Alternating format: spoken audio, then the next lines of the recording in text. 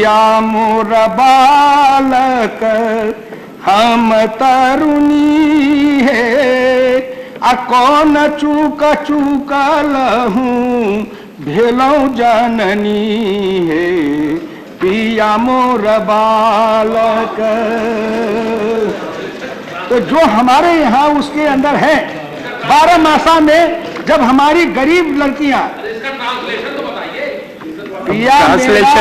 पिया मोरा बालक अब मैं तरुणी जवान हूं कौन हम चूक गए विधाता के घर में कि हम औरत बन गए जननी बन गए कि आज इतने छोटे बालक से हमारे माता पिता ने समाज ने मेरी शादी करा के मेरे साथ अन्याय किया है। और तब वो अपने बात बटोहिया जो लोग हैं उनके मार्फत समाज भी भेजती है अपने बाप को, बाट रे बटोहिया तू ही मेरा भैया कि हमरो संवादनी ने जा कही दी है बाबूजी से किने धेनु गाई आ दूधबा पिलाई कहे कोसी है जमाई। ऐसे जो उनके हृदय से निकलती है। आज आपका भाषण आपके क्षेत्र में बड़ी रुचि से सुना जाएगा। पहली बार मैं अब अपनी वाणी को विराम देते हुए मैं कहूंगा कि 12 मासा की बात आप करते हैं। इस हाउस की जो महिला मेंबर्स हैं वो चाहते हैं एक आध दो लाइन आप और सुना दें। तो हरीश जी महिला मेंबर की भावना आप कैसे समझ गए? इसीलिए सभापति जी इसीलिए समझ गए कि रामचरितमानस में गोस्वामी जी ने काकभूषण महादेव जी से कहवाया है पार्वती जी को कि खग जाने खग ही के भाषा, खग जाने खग ही के भाषा। हम तो महादेव जी की चर्चा कर रहे थे सतपाल महाराज। महादेव तो अर्धनारीश्वर हैं, आधी नारी हैं आधा पुरुष हैं। इसका मतलब हम सब जिस दिन अपने को आधी नारी और आधा पुरुष मान लेंगे उस दिन विश्व का कल्याण हो जाएगा। जिस दिन हम सब अपने को अर्धनारीश्वर मान लें तो हम उसका सम्मान करना सीखेंगे।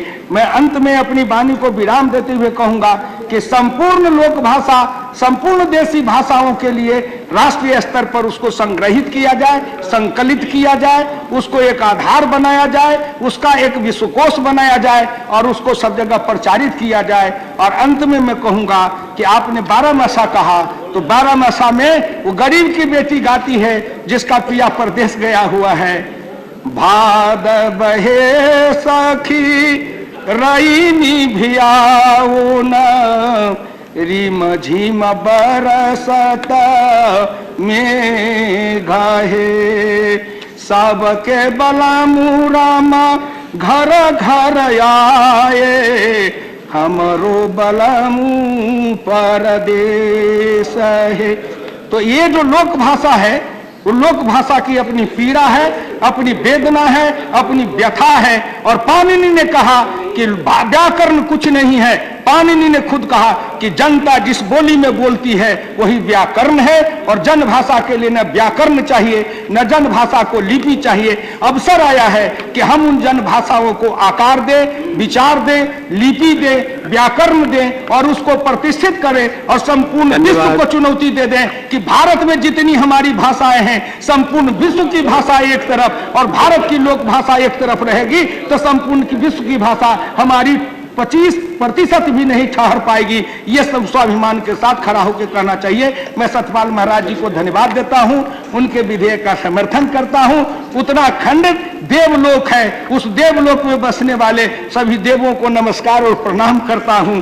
आपने कहा पशुपति में तो बैल का ही सर है ना। पशुपति में जो सर है वो बैल का सर है। इसीलिए भारत की संस्कृति में कहा गया कि बैल ही पशुओं का पति है क्योंकि उसी से रोटी मिलती है, उसी से आर्थिक आधार बनता है। इसीलिए उस गोवंश और पशुपति की भी रक्षा होनी चाहिए, तभी देश में लोक भाषा की रक्षा होगी।